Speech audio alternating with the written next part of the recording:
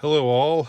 In this video, which is probably going to make a lot of people really annoyed with me, and I say this video, but I might end up breaking this up into some separate segments.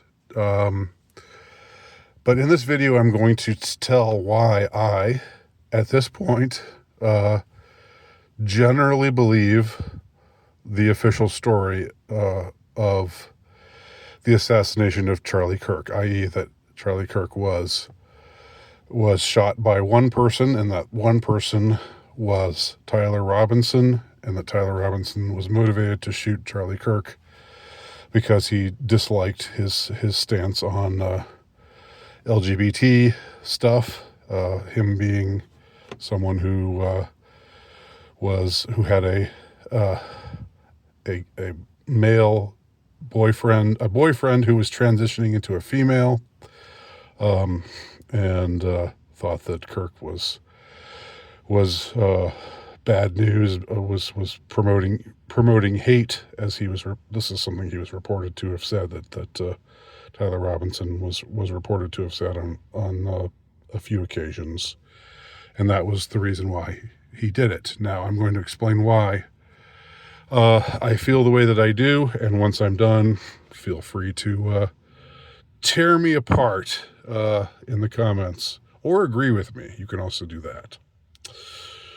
So I want to start with what might seem like a non sequitur, but it's not. It's actually related. I have, as you might know, a somewhat dark sense of humor, and there have been occasions when I have found myself in proximity to famous people. And one of them was back in 2015. I was visiting New York with my mom, and we were, my mom had bought tickets to several Broadway plays, and one of them was this play. I can't remember what it was called, but it was the least good of all the ones that we saw over the period of time when we were in New York. But it was a play that in which featured Matthew Broderick. Matthew Broderick was a part of the cast of this play. All right, and I remember he took the stage, and people applauded when he just walked out on the stage, and people were like, "Oh, he's famous!" Applause. It was the first time I've ever been to a play where that has been the case, where somebody has gotten applause just on the merit of being themselves.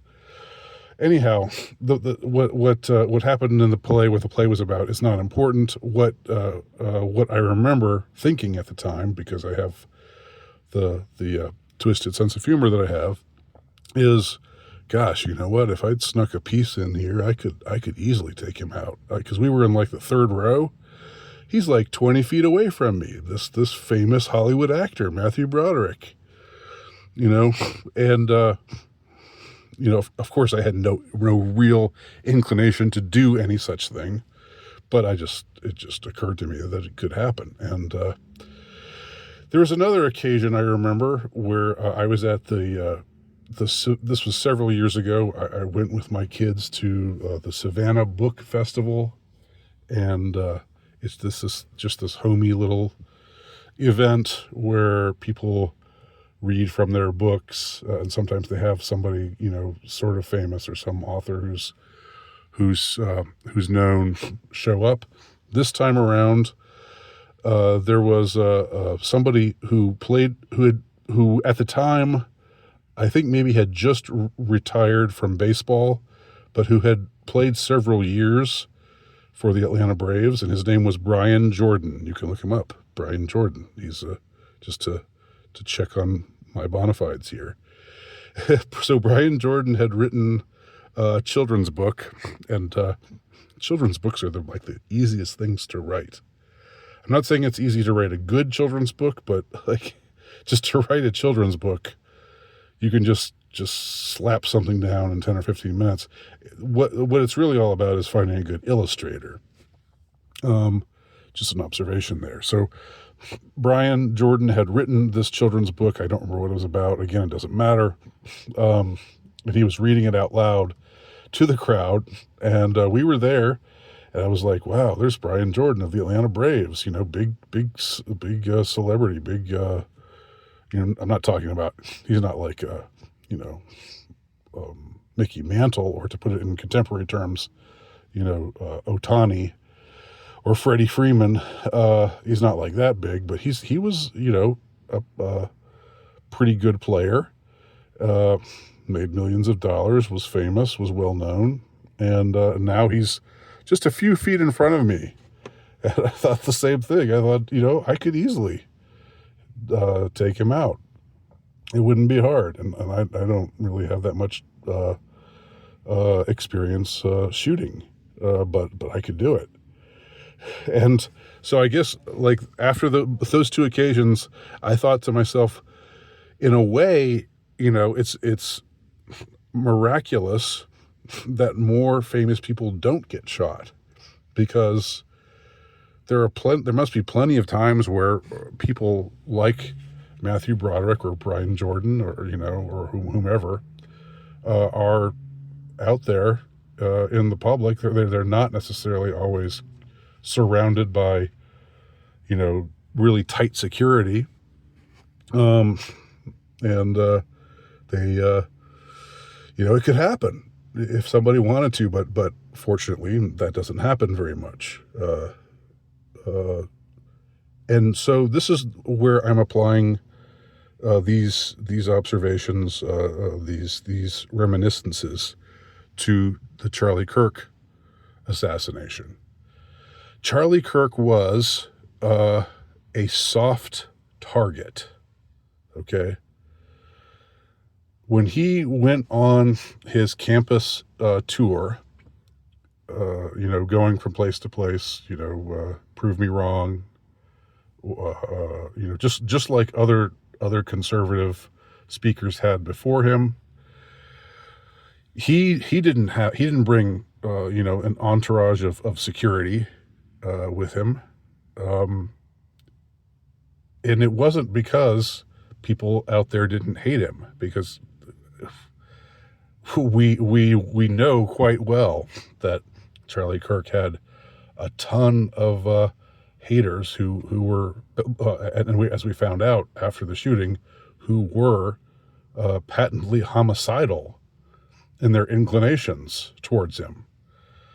Again, remember that whole those thousands and thousands of people who saw fit to go online, to take to social media and show their faces and reveal to us who they were, had no shame whatsoever, and laugh and jeer about how great it was that Charlie Kirk had been killed.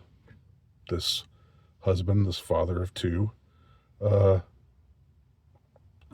been murdered in cold blood.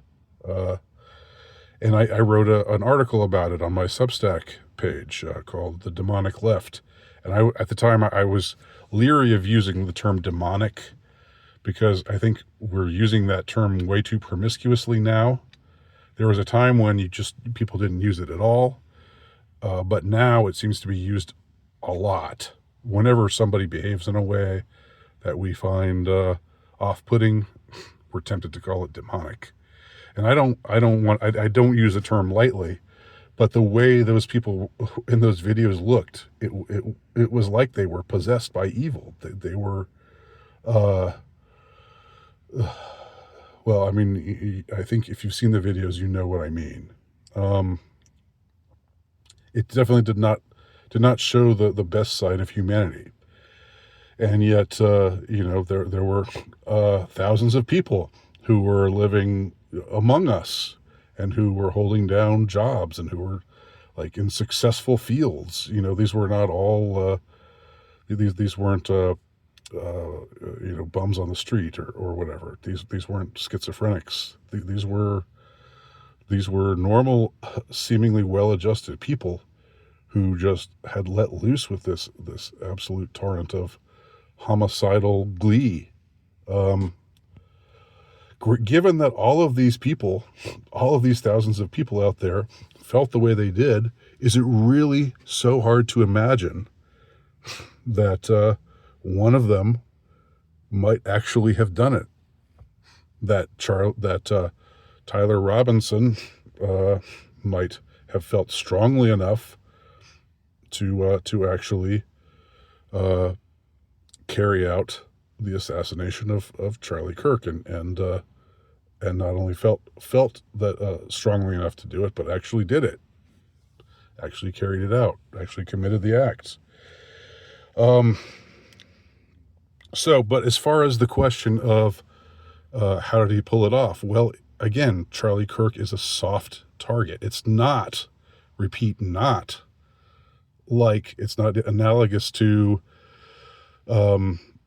how President Trump was almost shot in Butler, Pennsylvania, because Donald Trump had what should have been the world's best security, and they did not they did not appear to be very competent. You know, there were a ton of people who reported seeing, and there's video of this, seeing a man go up on a roof, which wasn't being, the Secret Service was not, the security was not watching this roof. They didn't have anybody up on this roof. The director or somebody later said, "Oh, we didn't go up there because it was sloped." It was not sloped. That was a complete lie. And there was somebody up there with what looked like a rifle crawling on the roof, and people saw it, and people reported it to police. That should have been it. That should have been the moment where Secret Service heard, and they immediately protected the man that they were being paid to protect, and they immediately tried to take out this person on the roof with a rifle.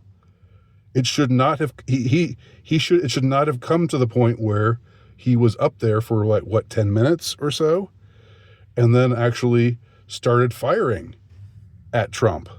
That should never have happened, and that lends credence to what I believe to be the case, which is that it was supposed to happen, that the powers that be tried to take him out, literally tried to kill him, but that their attempt failed. Whether you want to see it as a miracle or just luck or whatever.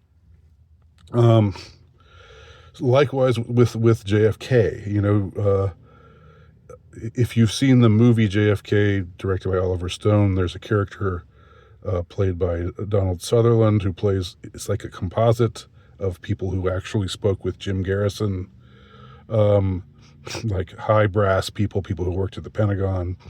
And he was telling Garrison, if we were really interested in protecting Kennedy, you would have felt a military presence on those streets. There wouldn't have been any open windows.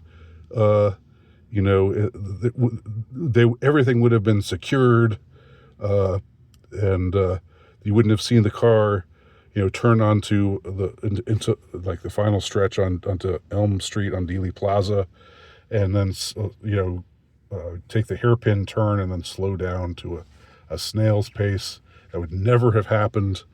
And again, there's a lot of stuff that really is hard to explain away with JFK, considering JFK, like Donald Trump, was a hard target.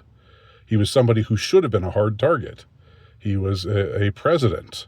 He should have had the best security. He was a president of one of the two most powerful countries in the world at the time. He should have had the best protection, the best security in the world. And that did not happen, just like it didn't happen in Butler, Pennsylvania with Trump. But Trump and JFK were both hard targets. Okay, Charlie Kirk, again, was a soft target. When Charlie Kirk would roll from campus to campus, he didn't have a security team with him. It was just normal. It was par for the course. He wanted to be accessible, and nobody really thought. I mean, there hadn't been a case of a speaker, a conservative speaker, coming to a liberal campus environment who. There had never been a case of somebody like that, having their life threatened before. So people just didn't think twice about it. Okay, it wasn't. There's nothing suspicious about the absence of security at the event in Orem, Utah. So you've got this event where again. Lots of people out there in the crowd. Lots of people in that crowd do not like Charlie Kirk.